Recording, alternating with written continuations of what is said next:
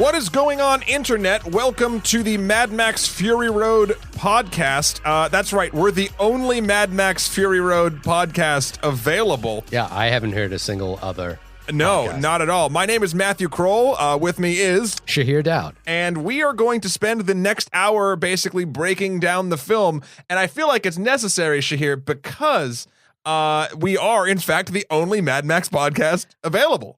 Are we the only two people that saw Mad Max this week? I mean, sadly, when you come up against Pitch Perfect 2, yeah, we're the only two guys that saw we Mad are the only guys. Yeah. But who, out of these two guys in this room talking to you, coming through your ears, going into your brains right now, who the hell are these two guys, you might be asking? You could ask that question. Shahir, who the hell are you? I'm a guy, you might have noticed I have a funny accent. I'm from New Zealand originally. Well, actually, I'm from Fiji originally, then New Zealand. Now I live in the United States. Show off. Yes, and my accent is all over the place. Right. I'm a filmmaker. Mhm. I am a director, editor. I work in commercials, TV, music videos. A jack of all trades, if you will. Jack of all trades, writer, director, and will be making a feature film one day in the future. One day.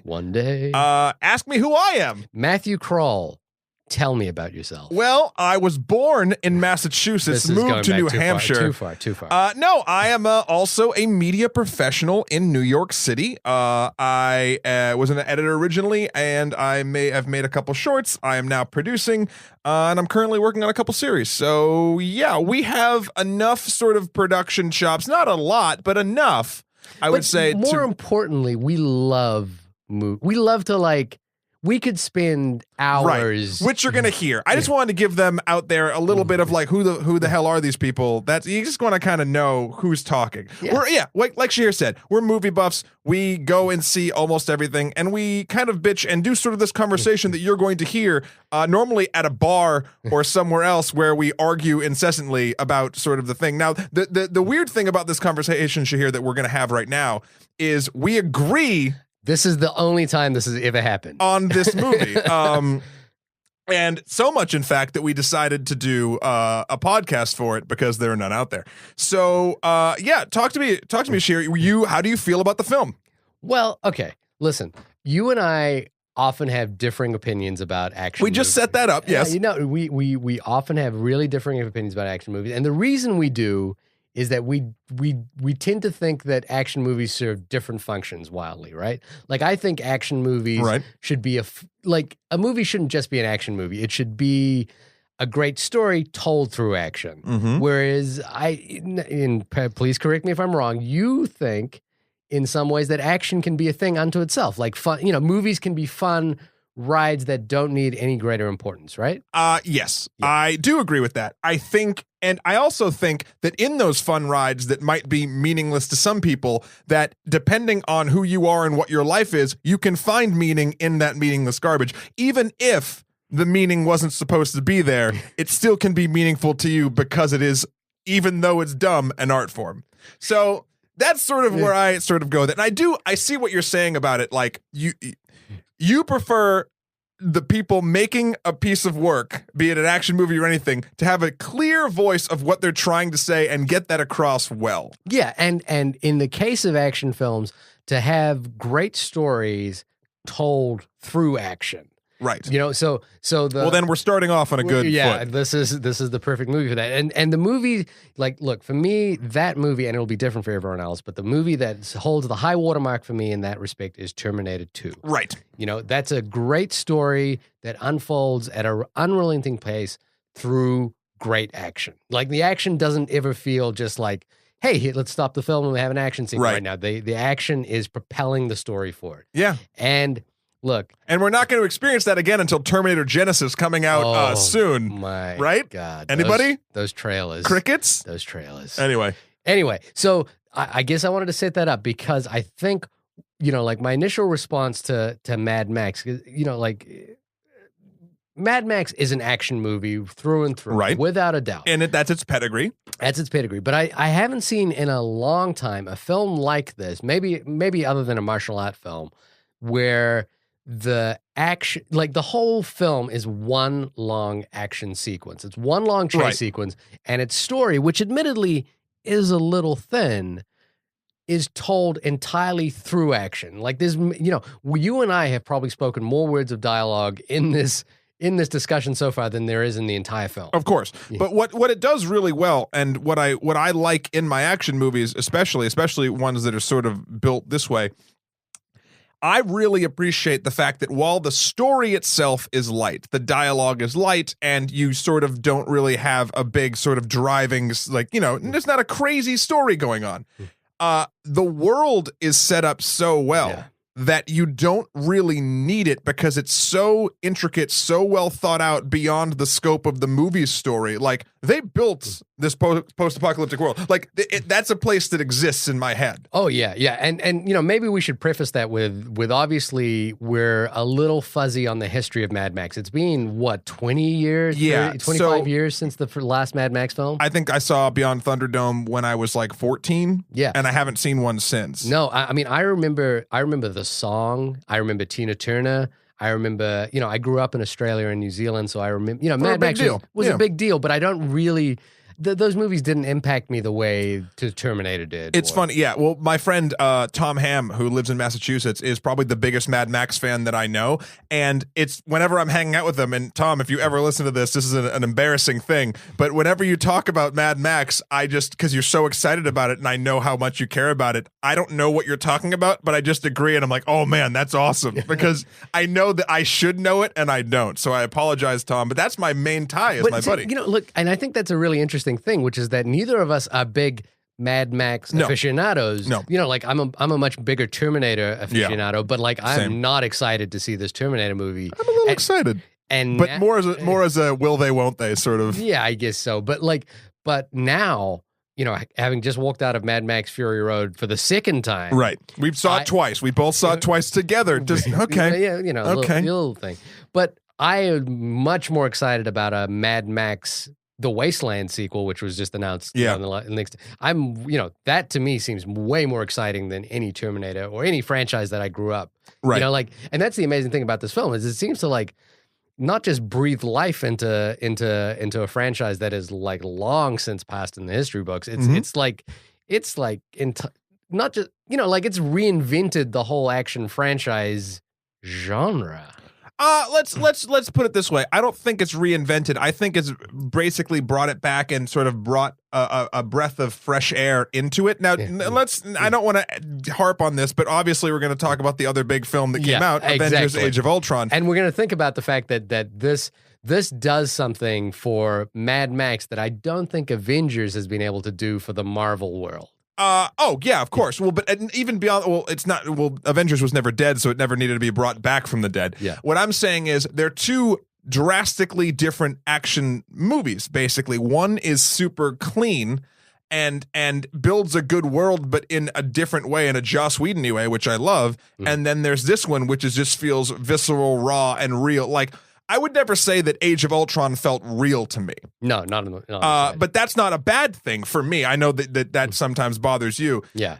But like this movie felt, Mad Max Fury Road felt real to me, and it's just a different way of world building, and it's a different way of storytelling. I think there's room for both, and I think I'm glad that so far summer has just started, and I've gotten to see these two pinnacles of these two styles that I really like. But I do. This movie has breathed fresh air into these sort of grimy high action movie. And not grimy. Grimy is the wrong word. But again, you go back to the Terminator 2 reference. I don't know what that sort of. It's not. Well, gritty. Here's the thing: it's not dark. It's not dark rebooty grit nonsense. See, the thing about those kinds of movies is that they don't feel like part of a genre exercise. They don't feel, they feel like films, they're films that are making their own rules and they live in their own world. And it's like, we're not interested in creating like a big franchise. We're not interested. But they kind of end up doing it. They end up doing the Terminators, the Aliens. Yeah. What else is there? Their success. Escape from New York. Yeah, Escape from New York. And LA, which I still like, but that's a different. Wouldn't it be amazing if there was like an Escape from New York, sequel that came out now that was able to do what Mad Max did? Oh, it would be my favorite movie ever. Ever, probably. Yeah. I forget who was in talks to be the new Snake Plissken. Do you remember? Was it Tom Hardy? No, it was. I don't remember this. Again, Escape from New York's not a huge franchise. Right. All I remember is when Kurt Russell was asked about it, like, what do you think of doing this? He's like, fuck you, I am Snake Plissken. That was his response. Well, this is an interesting thing because, like, so obviously Mad Max, like the fact that this film exists right. at all seems kind of amazing given that it's a franchise that's long since passed. Whose lead star kind of went off the deep end. Yeah, that has gone off the deep end. Spoiler alert, Mel Gibson is not Mad Max in this film. And the director is 70 years old. Yeah, let's talk about that. What's his name again? George Miller. George Miller. Holy shit. Can we talk about for a second how this 70-year-old man put every other action director just on blast? Pretty much to shame. How and like there's, I mean, other than the other Mad Max films, there's not a lot in his body of work that says I'm going to deliver the action, right. on the level with James Cameron and Peter Jackson maybe, but like a different style, but yeah, on the level of like the biggest action filmmakers of all time. Like this is a guy who directed his last two films were Happy Feet and Happy Feet 2. Let's not forget a little bit before that, Babe 2, Pig in the City. Babe, Pig in the City. But then also like Lorenzo's Oil, The Witches of Eastwick. Like these aren't, those are like, like very straight dramas. Man has range. He's got range. And he puts it, the great thing about this film is all that range is on display. Yeah. Dramatically, this film is there. Like action-wise, this film is there. But let's talk about this. Let's talk about even character direction from this perspective. So, Charlize Theron, who plays Furiosa. No, her name's Furiosa, but it's something, her title... Imperator Furiosa, or something along those lines. Anything you talk about in this film makes you sound like a crazy person. Now, when I first saw it, within the first 5 minutes that you sort of see her on screen, the last big thing I think I remember seeing her in was Prometheus. Yeah. And I was like, oh, she's doing the same character in Prometheus. Like, yeah, she was a really similar character. But here's where I think Miller's directing really kind of shines through, because it kind of is a similar character, but you get to like... You understand her stakes right away. You understand Furiosa's stakes right away, and you understand, and just the way that he kind of gets this character to really sort of not sing literally, but sing figuratively on screen. Like, you really start to feel for her and actually make her into a three-dimensional, real feeling person. It's kind of amazing, actually, how he does that, because like, I guess because of the way he builds up the world, you understand exactly why she has... Well, are we getting into spoilers right now? Or well, look, let's hold off on spoil. Well, right. It's the first 5 minutes of the film. Right. Yeah, you can give it. Okay, so she is rescuing the breeders. That's also in the trailer. It's also anything in the trailer is fair game. Yeah. So she's rescuing the breeders from what is his name? The Imperator. Oh God. It's coming off the tip of my tongue. Don't tell me. Immortus Joe. Bam. Immorta Joe, right? Immortus, like immortal, but Immortus Joe. Immortan, actually. Immortan, is it? Joe. Oh, yeah. Immortan Joe. Yeah. Well, she's rescuing the breeders from Immortan Joe right away. And it's amazing because you could make the argument like, you're basically projecting a stereotype onto her because she's a woman. She has to be rescuing these women because, it makes sense that she's on their side and there's no other ulterior motive. But it's actually more than that, because we understand the opening of the film really sets up the parameters of this world, which is that Immortan Joe is really a dictator and a tyrant in a world that is post-apocalyptic and, dictatorial right away, so that her rescue is completely understandable right away. We understand it. And then moreover, we understand Max right away. Like, right. We get Max. Even if you haven't seen those previous films, without saying a word, we know Max's story. We know why he would like either help or not help, Furioso.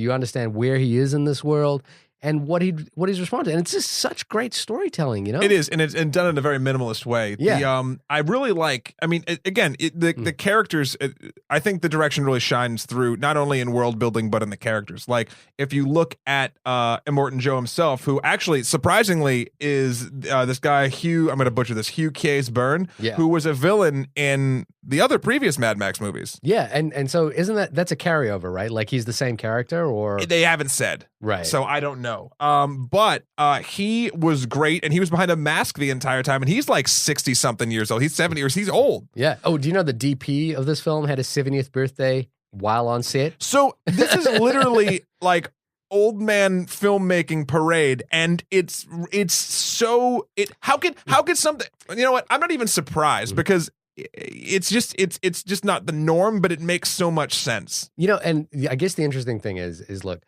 I love Peter Jackson. I think, you know, from New Zealand. Do you love Peter Jackson here? You have to like bow down to the guy, you know, especially if you're from my country. But in recent years, you could argue that the passion of Peter Jackson seems to have fallen out of his movies. I will give Peter Jackson this. Obviously, The Lord of the Rings is fantastic. Yeah. I think Peter Jackson has managed to pull off what every other niche filmmaker that big Hollywood swallowed up has not been able to do, and I thought Joss Whedon was going to be able to do it, and he just couldn't do it.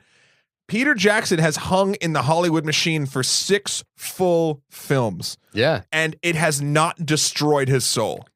I would argue the films have gotten... Oh, no, they've gotten worse. No, and they seem to have less soul. But he's survived it. Everyone else has left.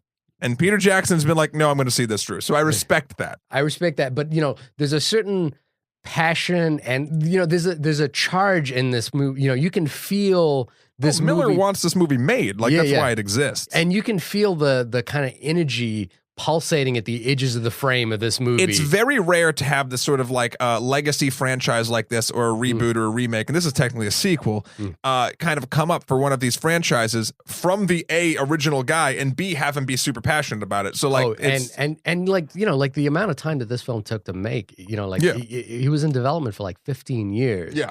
At one point, Mel Gibson was going to be in it. Which is insane. You know what? I kind of think Mel Gibson might have been it would have been an interesting addition to have Mel Gibson in there, as like either as a revival, but also as a better callback to the original franchise. Because you could you know, like we'll probably let's get into maybe some of the negative things. You could argue that one of the negative things about this film is it doesn't necessarily need to be a Mad Max film. Like, you could just call it Fury Road, and never refer to Matt, you know, like it's just a guy named Max. I disagree. Really? You think because Mad Max, okay, so when Mad Max came out, I forget the year, but when Mad Max came out, it made up a genre. It made up the post-apocalyptic, I'm going to go sort of a niche. Yeah. Like, B movies had been doing sort of post-apocalyptic stuff, but none of them had actually hit before Mad Max, like really become a cultural phenomenon before Mad Max. There was films like Death Race and things like that but as well. That's not to, I wouldn't put Death Race on the same level as Mad Max. No. Death Race is a fantastic sort of B movie that we know about it. Yeah. But like, this is post-apocalyptic automotive warfare is kind of the weird, but like, so Mad Max built a genre that everyone, when Mad Max came out, like the next year, everyone made their post-apocalyptic car vehicles sort of Sherry 2000 or something like that. God, Sherry 2000. Yeah. So like, that really, it set the bar, and I mean, it's gone so far to the point where one of my favorite video games of all time, a series, Fallout. Right. Fallout 3 is so Mad Max, and all the Fallouts and really. Badlands as well. Badly, yeah. Or you mean Borderlands? Oh, Borderlands. Borderlands. Yeah. Borderlands is like Mad Max on fucking crystal meth. Yeah. Like, and I love these games, but like they set up the same sort of world, and there's a bunch of Easter eggs for Mad Max in both. But it made this genre. Yeah, it really did. What's really interesting about that as well is like there's no, like, would you say there's like a demand for this genre? Like, is there like no? There's no like there's no Mad Max toys that people are like manufacturing say, oh man, I really got to get the Mad Max. No one other than Tom Ham, again, my buddy, was clamoring for a new Mad Max. I certainly wasn't. Nope. And there's no like video game tie-ins or anything that was like, oh man, we got to get a movie. And that's out. why it feels fresh on the on the publicity side. I think that's why it feels fresh. Yeah. Now, I want to kind of, so let's talk real quick about sort of opening weekend. So it's been a week since the film has come out. And we saw it on that opening weekend. Saw it on the opening weekend because that's important. If you want to see these sort of movies made, you vote with your wallet. And then we just saw it tonight. Just as a refresher, I you know, and we went with two people who hadn't seen it. And the thing was, you know, just very briefly, there's very few films that I walk out of that I go, you know, I kind of do want to see that again. Mm-hmm. And you know, like, I think I would enjoy going on that ride one more time. Right. You know, most of the times, Avengers: Age of Ultron, I hate to say it, really just like washed over me. I pretty much forgot it the second I walked out of it. I wouldn't like really seek it out. You know, like most of the Marvel films kind of just wash over me. That's you. Yeah, they do. You know, like, whereas this one, I was kind of like, you know, I kind of want to see this again. Yeah. I really, you know, and I want to see it with people who haven't seen it. Right. I might see it a third time. Right. Yeah. I mean, I'm going to, I will say this for Avengers, I liked it better the second time than the first time. Right. But that's neither here nor there. And just by the by, I didn't hate I know. Age of Ultron. I kind of liked it. And we could talk about that, but there's multiple podcasts about Age of Ultron. There's no podcast about Mad Max Fury Road. Well. There's 13,000 Pitch Perfect 2 podcasts, but there are no podcasts about Mad Max Fury Road. Listen, I think the film's it's not a wash, right? And this film feels like... No, it's going to make its money. You know, and here's one thing that I always worry about. If this film was an absolute huge smash success, like, you know, and it is doing fairly well, given that there's no like, you know, no genre demand for it and that sort of thing. Is like the thing that always worries me, and I think the thing that makes some films seem bad is the like, oh man, that was a smash hit. We got to go back in there and like, you know, like pull that world together again, like the Matrix sequels, right? You know, like I mean, arguably the Star Wars prequels. You know, like arguably. Star Wars in general. Yeah, Star Wars in general. I would look at, for me at this point, the Marvel universe is in that zone. You know, like I think what started out as a strong world building thing is now becoming more of a, we just got to keep pressing these out. You know, like, the only difference between the Marvel universe and say the Star Wars universe is Marvel is taking its canon and making its canon and doing tweaks where it needs to. Yeah. Star Wars, in an example, like now that it's over to Abrams, Star Wars has thrown out all of its post-movie canon and is remaking it, doing it again, which is fine and it's their prerogative and whatever. And I know tons of people are excited to see old Harrison Ford and a guy in a Chewbacca suit come out and say they're home. I mean, don't get me wrong. I really love the Star Wars films in general, and I grew up with them, and I cherish the originals. But like, I love the world, and I read the books even, but now that's all trashed. That's not real anymore. Yeah. I forget where I was going with that. Well, I was just going to jump in there and say, like, but after seeing Fury Road, right? Would you be like, are you kind of still? You kind of know that Star Wars, even under J.J. Abrams, who's great, is not going to be as much of a shot of adrenaline to, you know, straight to your veins. Absolutely. Like Fury Road was. I know exactly how the Star Wars, and this is not me being like, I know so much about movies. Like if you watch J.J. Abrams films and his career, you know exactly the type of movie you're going to get from Star Wars. Are you going to enjoy it? Hell of a lot more than a Lucasfilm. Yeah, you absolutely will enjoy it. But it's also going to be sort of paint by numbers, and there's going to be sort of a weird little, and I know this is weird, but a weird little mystery box twist in there somewhere. And that's going to be that. Like something that I really liked about the first Avengers is the Whedon threw me for the loop in there because I love his writing style and everything, and that really made me go. And like I knew the thing about Joss Whedon is I kind of know what to expect every time, but he still surprises me. J.J. Abrams, after watching 2 or 3 of his films, has never surprised me, even though his whole thing is about surprise. Right. This film, Fury Road, is so it's so out there and so surprising to come out of sort of nowhere. I mean, nowhere for us. Yeah. It's super refreshing. Like, it is. It's great. And like, you know, maybe we should pull back the hyperbole a little bit. It's not like it's, you know, changing the game. I just think it's like, I think in the world that we live in where action films are so much about commodification, you know, so much about the ancillary marketing around the film, the toys, the lunchboxes, the, you know, like the Batmans, the Marvel, the DCs, you know, the Star Wars, everything we see, you know, the Jurassic Parks even, you know, like everything is so about commodification. It feels like the fact that Mad Max doesn't feel like any of that. Right. Even though I would buy the shit out of some of these toys. Yeah, I mean, I'd buy the war machine. What was it? The war rig. Yeah, I'd buy. You know, but it doesn't feel like that was their goal to like create ancillary marketing. You know, like or anything like that. Even though if I was a marketing executive right now, I'd be like, hey, what What Right, they're going to try to bite off a piece. Which Burger King, which fast food restaurant is going to tie in with us? So let's talk about box office gross. Now, it's not doing great, but it's not doing poor. I think it's estimated by the end of this weekend to have made back its budget of $150 million, which is a big movie. Yeah, that's a big movie.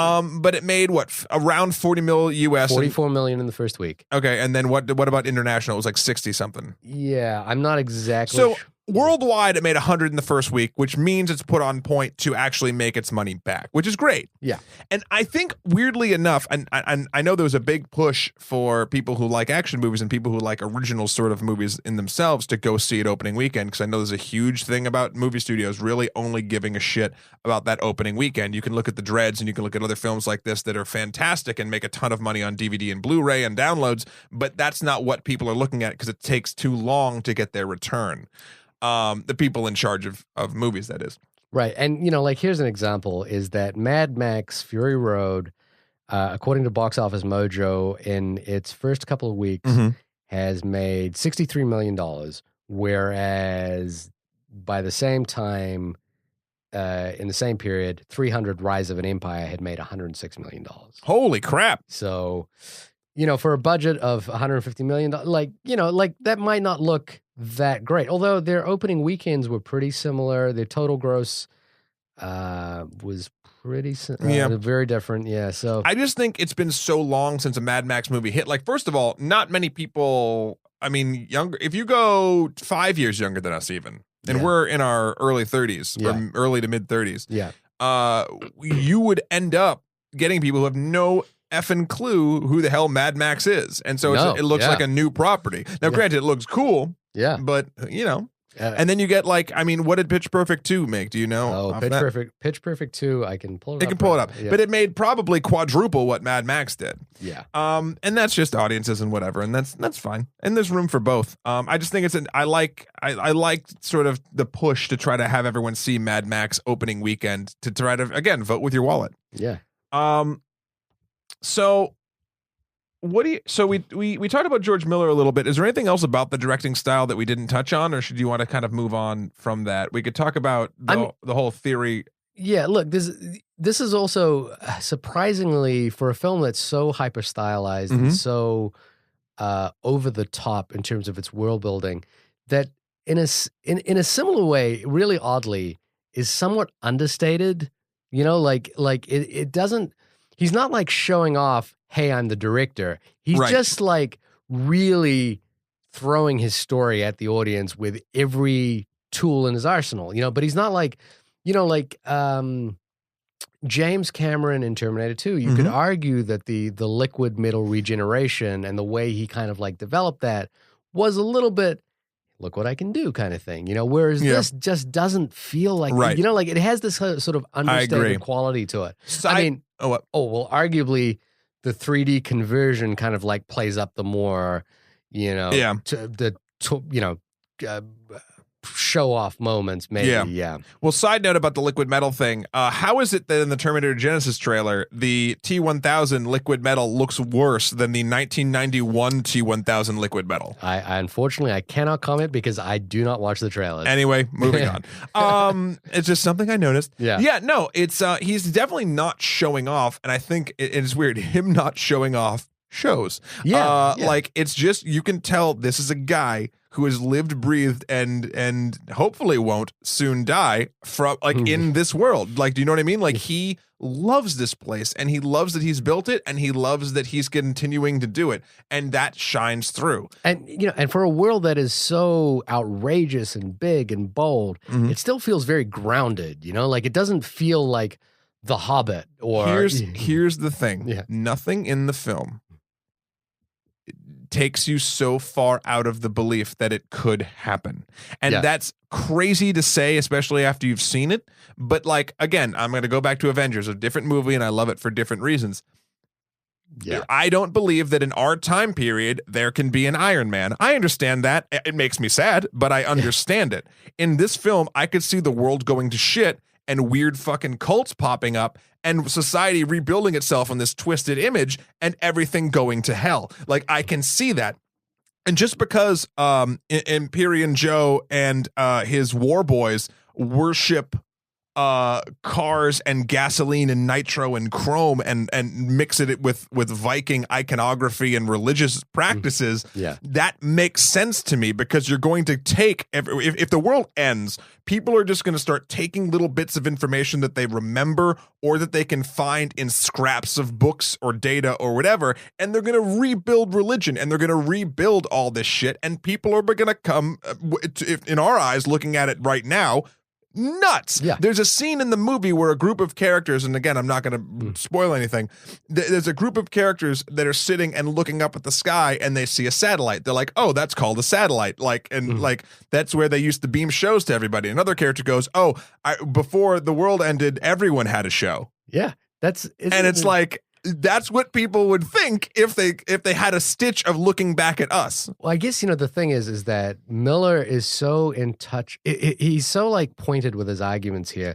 Like there's certainly a sense that the political allegory in this film is so on point. Like I could understand a society that loves war in this way. Like oddly, this film reminded me of Apocalypse Now and the war, this idea of like fetishizing war, which is what happens to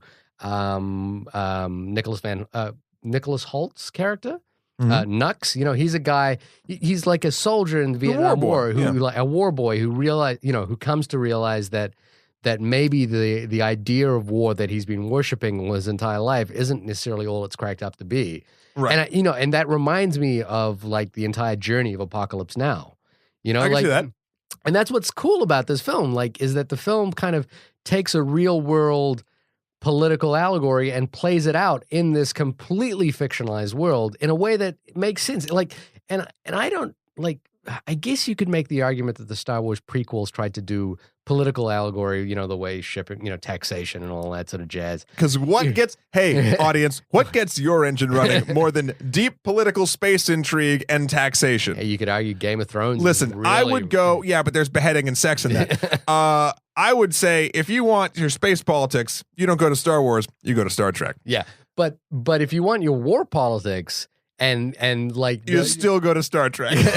your allegory about the way war machines work and the way that we enlist people to go to fight other battles, you could find that all in Mad Max. It's funny. I was having, and this might be a little bit of a tangent, but I was having a conversation over the holidays with my family about indoctrination, and it was kind of interesting because the term, the story or the practice, that's the word I'm looking for, of the Pledge of Allegiance. Yeah. And they're like, guy who doesn't come from this country. I go to my parents. I'm like, well, that's because they were talking. I forget how we came up with it, but it was like children soldiers or whatever. Yeah. And then it was like, well, it's not as hardcore, but the Pledge of Allegiance is a form of indoctrination. And my parents were like, no.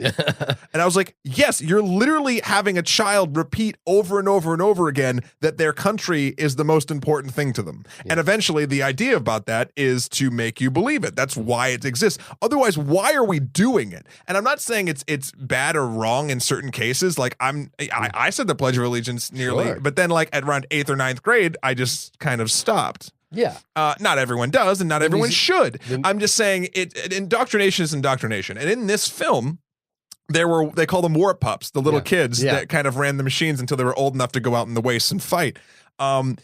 It's like they're indoctrinated into this crazy world, but I guarantee you for those characters, it doesn't feel crazy. No, like not at that's all. Just the world, and they're lucky to be there. They're lucky to be war pups and war boys because everyone else who's scrounging for water and everything at the ground level it's called the Citadel, where Imperial Joe and his war boys sort of live. It's basically a giant mesa top where all the crops and things grow on the top, and there's a giant surplus of underground water that Imperial Joe controls and gives to the plebes in a very minimal way to keep them sort of placated.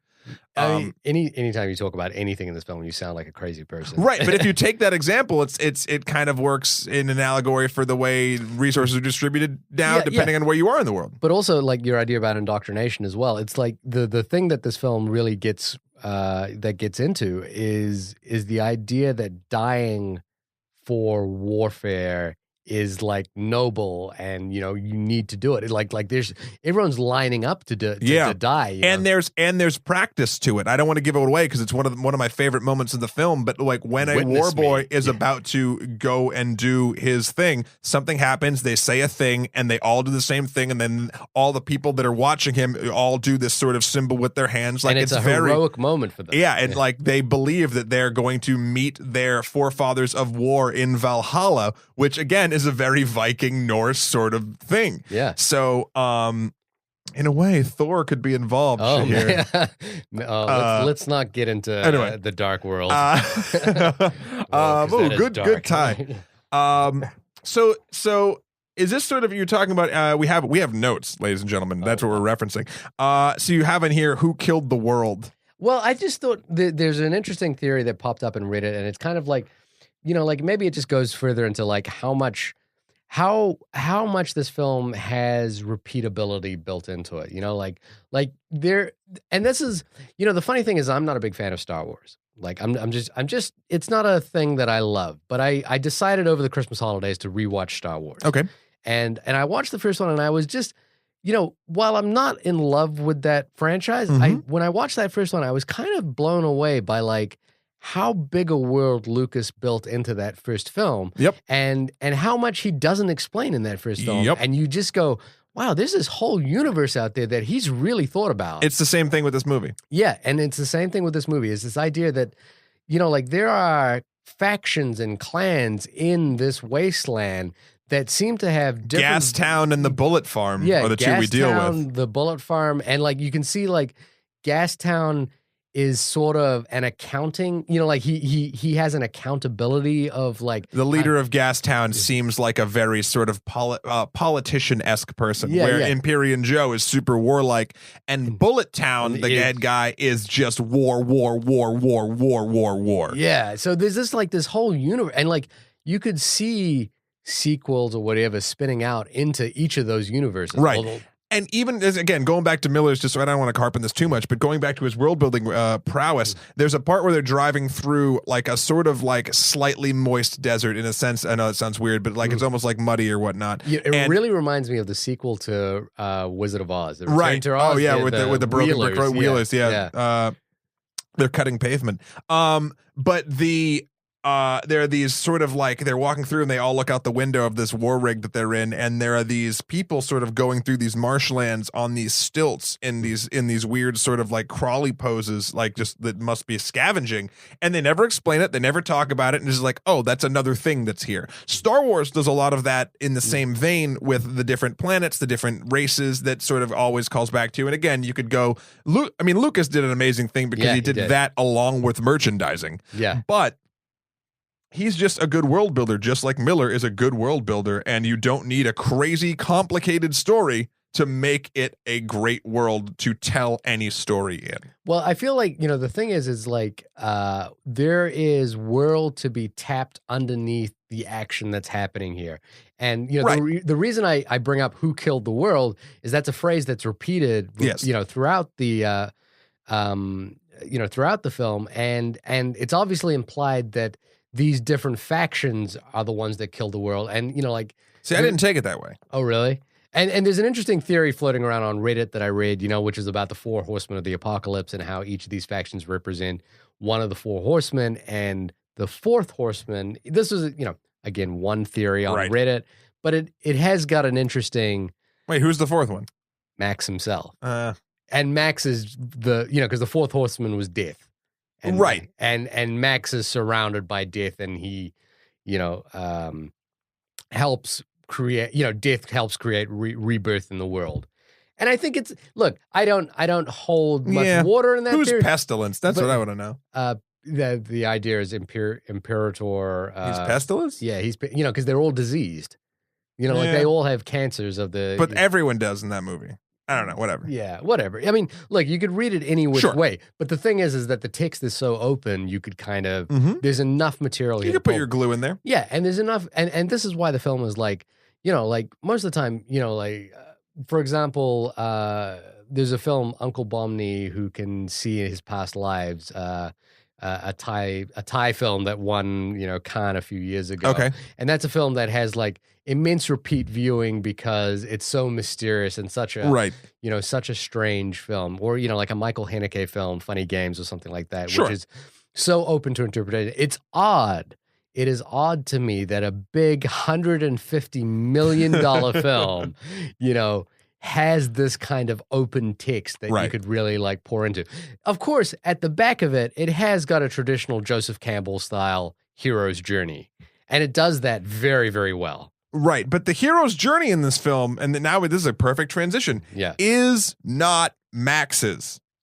I mean, look, Max has a hero's journey in this film. No, he does not, because the hero's journey, in my opinion, and sort of what I believe the definition of it is something that changes you towards the end to sort of be. He changes very early in this film, yeah. And I don't think he changes at all. Well, we should probably.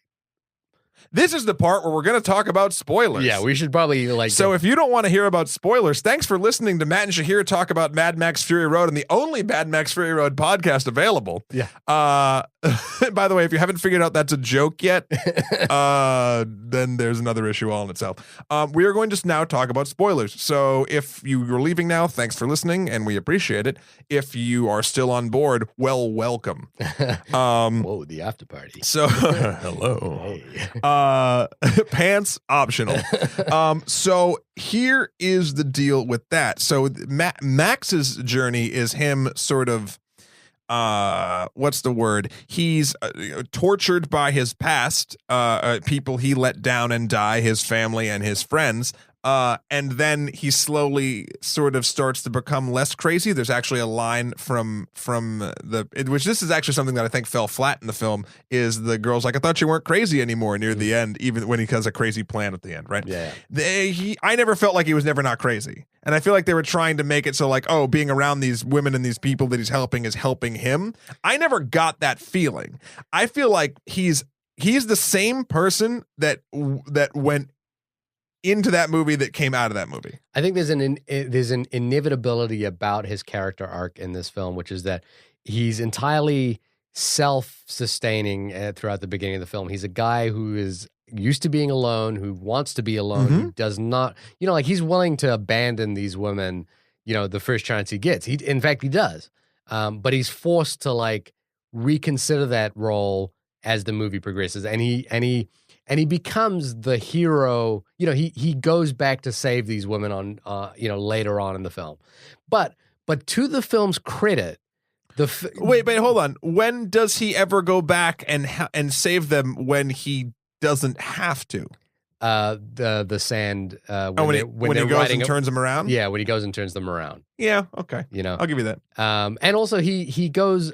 He rides back towards the warmonger. To Bullet Town's leader, yeah, and destroys him, and then comes back. Can we talk about that real quick for a second? So there's a scene in the film, and you would have seen it right now. It's badass, but at the same time, it kind of bothered me, and I don't know why it bothered me. So Max he leaves. He tells the girls to move ahead, and if he's not back soon, then to leave without him.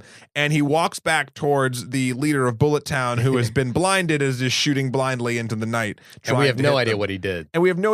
So they go forward. Then you see a big explosion. Then you see a figure walk out. And they pull guns, and it's Max, and he's covered in blood and has all the Bullet Town guys' weapons. So it's badass. It's but like badass. In every other film, I feel like it wouldn't work. In this movie, because the whole thing is wall-to-wall action, I feel like not showing some action works. Yeah. But that would have been Max's only sort of solo show. Yeah, and arguably you could make the argument that it would be good to show how capable Max is, but we've already seen he's a capable guy. We've kind of seen more that he's lucky. He's lucky. I don't know. Again, here's the thing. Upon second viewing of the film, it bothered me. The first time, I didn't give a shit because I was always like, "Oh man, this is fucking cool." It doesn't come off as like, "Oh my god, that guy's so badass," which is maybe what the intention was. It just comes off as I feel like it comes off as they left on the cutting room floor. Really? No, I think it was supposed. Okay, so there's a great story about the way this film was actually written, which was that there was no script to begin with, but they storyboarded the whole film, something like 3,000 drawings, wow, as a comic book. Mhm. you know, and that was the script to begin with, was a comic book, and then they wrote dialogue to kind of fit into that, and then they wrote a script based off of Okay. that. And I can see that moment That feels very comic booky. It's such a great comic book moment, you know, like guy walks off Yeah. in one frame, comes back the next Yeah. frame, and like there's a big explosion behind him. Yep. You know, and you Cool don't- guys don't look at explosions. Yeah, you don't know exactly what he's done, but you know, like, oh my God, Yeah. this guy's bad. And everyone looks at him different after that moment as well. Right. You know, which is it's a cool comic book moment. Yeah. But it also solidifies for me the fact that Max really isn't the main character in his own movie. I think there's definitely I think he's the least interesting character. And like everyone's going through major changes in this film. I could argue Furioso doesn't really go through a major change. She just goes through the wormhole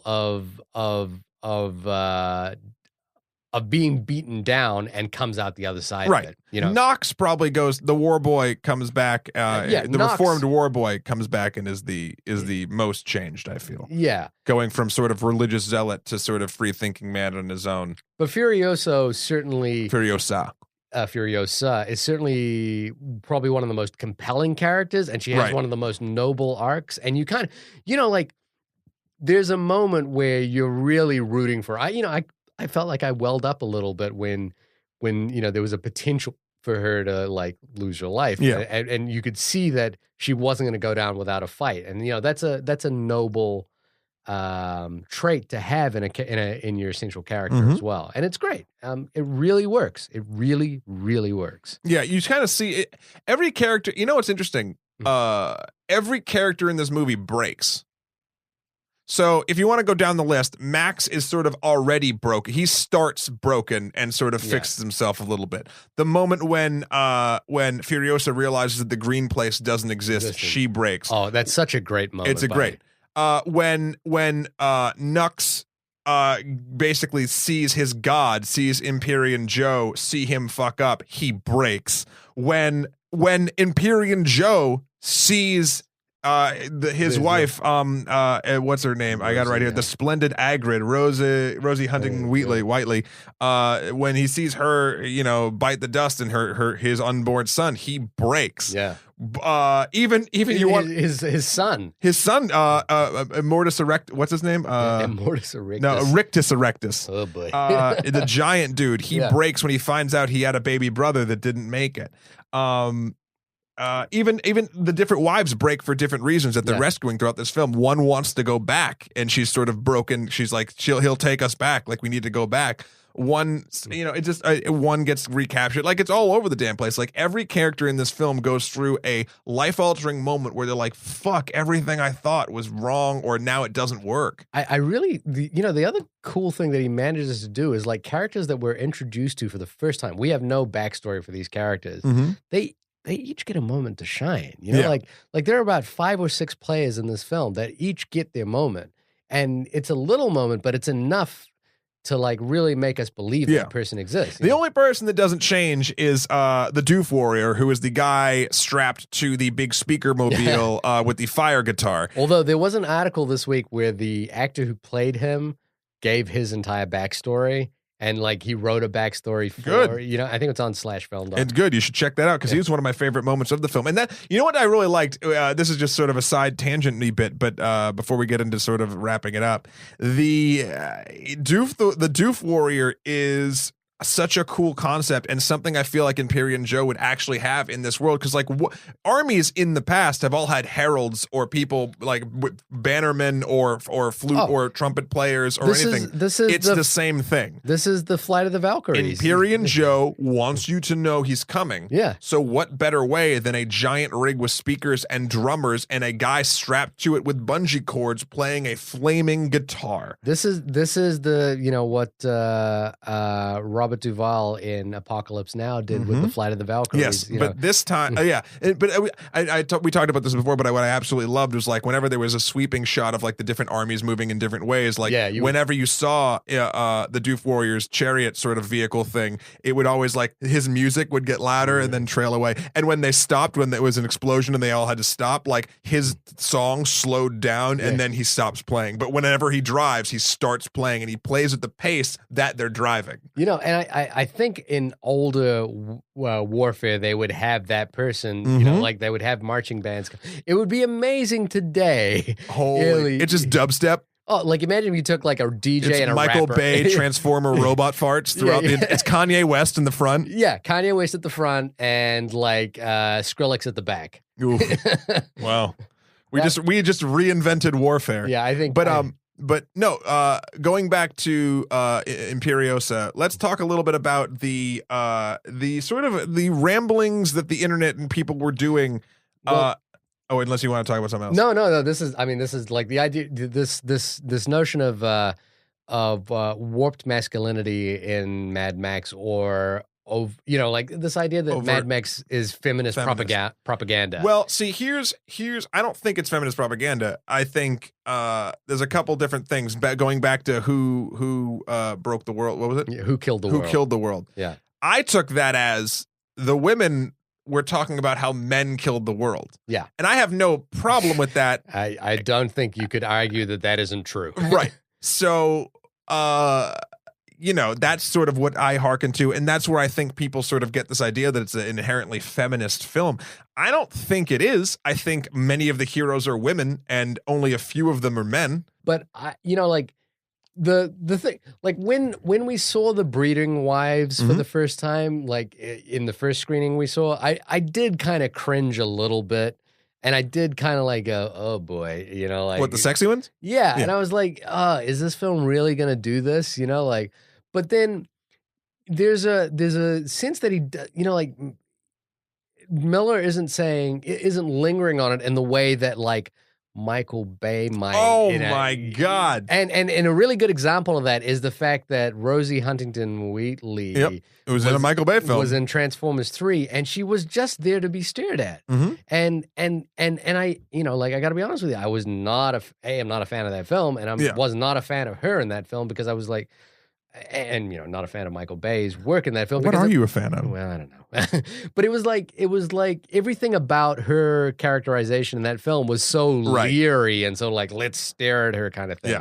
Yeah. And she's in this film like half naked most of the time, but it doesn't feel that kind of like we're leering at her. Yeah. If we feel like, oh, this is the world that she lives in and she's trying to break free from it. Yeah. So yeah, she acts in this film. Yeah, she acts. I mean, I don't think she does delivers a huge performance, but I think that the writing is so on her side, and it feels like this is the way she would be treated in that world. The only way that this is a feminist film with a feminist propaganda is if the people behind it believe that women should be treated equally as men. So in that case. Yeah, okay, it's a feminist film. I get really mad with this whole everyone's anti-feminist. We were talking about feminism right here, right? Instead of like, like feminist theory in film, which is that feminist the true roots of feminism isn't like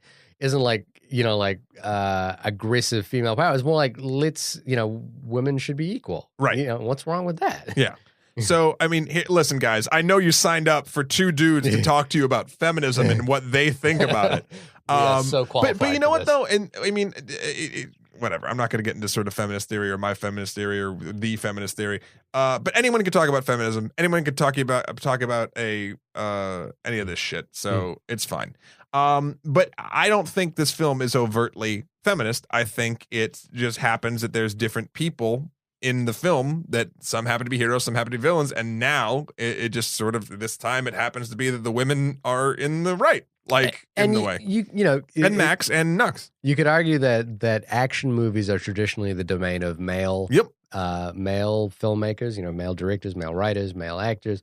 And like the poster child for somewhat subverting that on his head is the guy I mentioned early on, James Cameron, with Aliens and Terminator 2. Right. And I think this is not necessarily a feminist film in the way that maybe you could argue not the Hurt Locker, but Zero Dark 30. Right. Yeah. Maybe is, for whatever actually that's probably a bad example because the politics of that film are so murky and muddly. But, like this is more akin to what James Cameron did with Terminator 2 by making Sarah Connor such a prominent figure. And I think you're leaning towards the side that she is, that Furioso is the main character in this film. I do think so. And I don't disagree with that. I'm just not. I'm not 100% convinced that the film wants her to be the main character. I think she is, but they need Mad Max to kind of lead us there, which inherently suggests. Of course, it gets you into the story of it. Because otherwise, I don't know that. This leads back to my earlier discussion. Like, does the title of the film need to be Mad Max? And I still think yes, even though he's not the main character. Like, could it just be a Furioso film? Yeah. Well, here's the deal. I think, excuse me, you can talk about, feminism in this film, or sort of like the male sort of female versus or whatever dynamic. What it all boils down to for me, honestly, is it's super refreshing and cool to see things that I have not seen a lot. And you know what I saw in this movie? 60-year-old women on dirt bikes firing rifles. And that was awesome. So everyone can shut the fuck up and just sit back and enjoy something that they haven't seen. Yeah, we forget about that a lot. But like the final act of this movie is a bunch of older women. Yeah, the phrase escapes me. Septarian. I don't know. I don't know what word you're saying. Older women, right? Who are kicking ass. They're fighting 20-something-year-old war boys. Yeah, they're equally a powerful clan, just as the warmongering men. Absolutely. I mean, yeah, you could argue men don't come off well in the broader sense, but there are two male figures in this film who seem to understand that people are equal and need to be treated equally. Yes. But I don't think you could argue against the fact that men are responsible for most of the destruction and warfare in the world. Oh yeah, no, you really can't. I'm sorry. Anyway, we have about 2 or 3 minutes left on this thing. So, what do you want to? You just want to wrap it up with sort of final thoughts, or how do you want to do it? I mean, final thoughts. Go see the film. I mean, yeah, that's a given. If you haven't gotten that by this point, again, I don't know if English is your first language. Like that, we like this film, and we are not always going to agree. Like this is a very rare. I think the reason why I was okay with doing this podcast at now 1 a.m.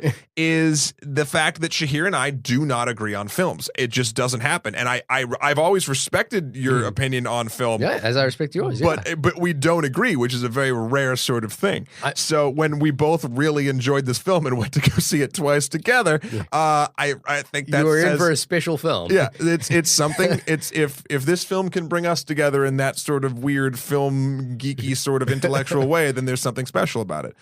You should go see it. You should go buy it. You should go. We should see more films that are innovating. Even though this is a sequel to a franchise, I really like things that innovate, and I feel like this is something that's very innovative, and it came from someone who is a master of the craft with not 70 years of film experience, but 70 years of life experience. Yeah. Like in this, again, he used to be a doctor. Yeah, like he's this a medical doctor. Been around. So all in all, if you take anything away from this, you should see it. You should see it and sort of judge it for yourself and try. If I could just impart what I think people should do with their hard-earned money to go see things, go see stuff that you don't think you would actually enjoy. I was surprised by how many people weren't going to go see this because they're like, Mad Max, I don't know anything about it. Because the action film has a bad reputation this day and age. And I got to admit, I think it's because of the films that you and I disagree about. I don't. I think they're they're off on the fringe, but they're the only ones that are still sort of holding up the old world of it. I think everything else is sort of bleeding it and basically sucking it dry. And those things are like, come on, guys, we can still do these kind of movies. We're talking about Marvel, by the way. Anyway, that's neither here nor there. We've been chewing your ear off about this film for an hour. You should go see it. Support this kind of stuff, I think, anyway. And then form your own opinion and then do your own podcast. So there can be 2 Mad Max podcasts. Only 2. Only 2. Well, not yet. I'm saying the future. The listeners' podcast they do about Mad Max Fury Road will be the second Mad Max Fury Road podcast. And then eventually it'll grow, and then there'll be awards for them, and then we'll present awards to the best new Mad Max Fury Road podcast. Wow. Yeah. Can you imagine a world in which Mad Max is a trilogy, like 6 films from now? Listen. Back in the day, everyone had a show. Everyone had a show, and now we do too. So I guess she was right. Anyway, thanks for listening. Shahir, where can people find you if they want to find more stuff that you do? www.shahirdaud.com. That's SHAHIRDAUD.com. You'll find a portal to my Facebook, my Twitter, my all that stuff in there as well. And how convenient, my website is www.matthewkroll.com. And you can follow me on Instagram. I'm Skeletor4Prez, the number 4Prez. On Twitter, I think I'm Emperor MSK. And you can find me on Facebook, too. I have a bunch of stuff. Also, check out a web series that I'm trying to build up in the world called WDI. That's at www.pw. Very cool script, by the way. Yes, that's .pw for the professional web. It's a story reason. Don't ask. So come check us out. We'll probably be doing some more of these stuff. Also, SameNightMovieReview.com, which is something I run with my friend and movie cohort Stephen Buja, and Shahir has been on that. We should get him in here for these discussions. Well, next time we will. This has been the only Mad Max Fury Road podcast. I am Matthew Kroll. And I'm Shahir Daud. And thank you for taking a ride with us. See what I did there? That was nice. It could be better. You do an ender? No. See? I win.